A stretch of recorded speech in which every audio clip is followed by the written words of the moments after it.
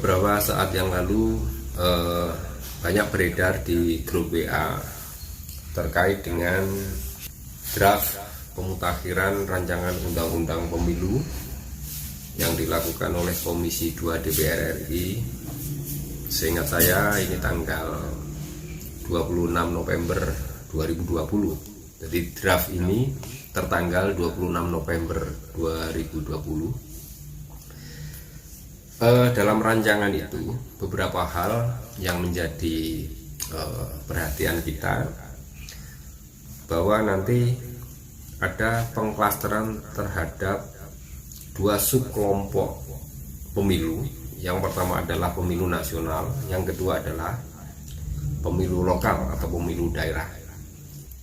Dalam rancangan ini, bahwa yang disebut dengan pemilu nasional itu meliputi pemilihan presiden, pemilihan DPR RI, pemilihan DPRD provinsi, sama pemilihan DPRD kabupaten kota plus pemilihan DPD.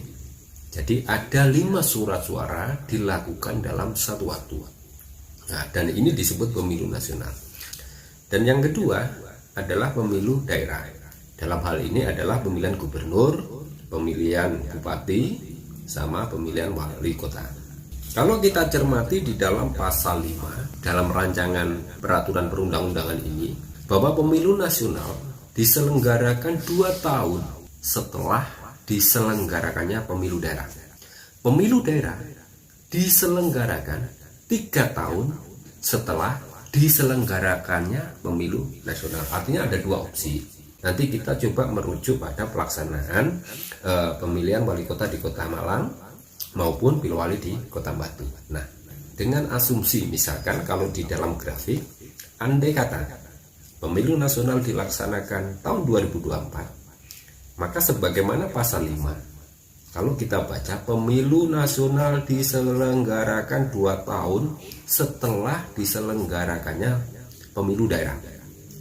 Artinya bahwa apabila di tahun 2024 pemilu nasional, maka dipastikan tahun 2022 akan ada pemilihan kepala daerah. Pasti ini akan berlaku untuk Kota Batu yang AMC-nya itu berakhir tahun 2022 dan Kota Malang yang berakhir tahun 2023, maka akan masa jabatan wali kota akan diperpendek menjadi 4 tahun.